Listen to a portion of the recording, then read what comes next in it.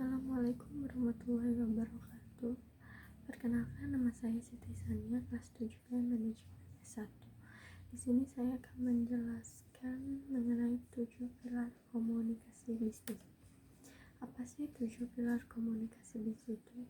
7 pilar komunikasi bisnis diantaranya ada yang pertama pemahaman terhadap proses komunikasi, yang kedua ada penggunaan pikiran, dan yang ketiga ada memahami bahasa, keempat kejelasan pesan, kelima daya persuasi, keenam kelengkapan pesan, dan yang terakhir keinginan baik. Sekarang pengertian dari pemahaman terhadap komunikasi bisnis. Pemahaman terhadap komunikasi bisnis harus dapat mengetahui bagaimana menempatkan diri sebagai komunikator, bagaimana menggunakan media, bagaimana menyusun pesan yang terarah, bagaimana memahami komunikan. Lalu penggunaan pikiran. Memahami bahasa adalah merupakan sistem dari signal dan simbol yang diperlukan untuk berpikir dan mentransfer pikiran dan perasaan. Kemudian yang ketiga, memahami bahasa. Berkomunikasi dengan orang lain adalah rutinitas kita sehari-hari. Dalam berkomunikasi tentunya kita menggunakan bahasa dalam penyampaiannya. Bahasa dibentuk oleh kaidah aturan secara pola yang tidak boleh dilanggar agar tidak menyebabkan gangguan pada komunikasi yang terjadi.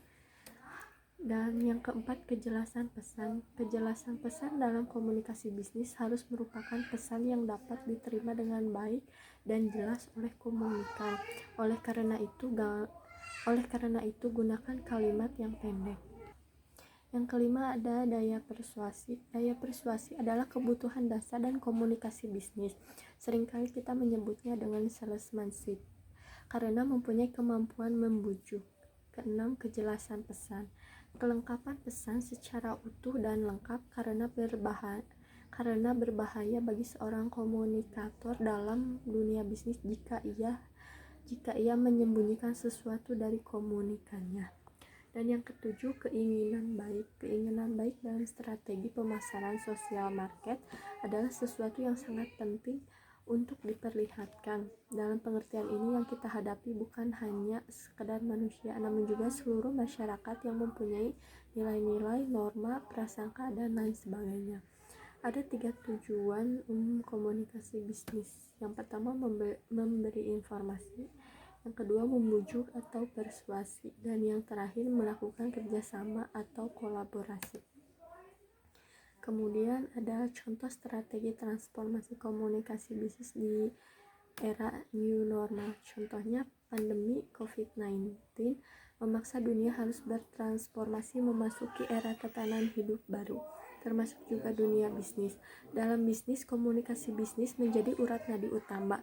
Dengan strategi komunikasi bisnis yang tepat, maka bisnis di era tatanan baru ini akan terus berjalan, bahkan akan lebih produktif dibanding era sebelumnya. Terobosan baru yang terukur dan semakin mudah dijalankan bersama secara internal maupun dengan para rekan bisnis agar roda bisnis berjalan kencang.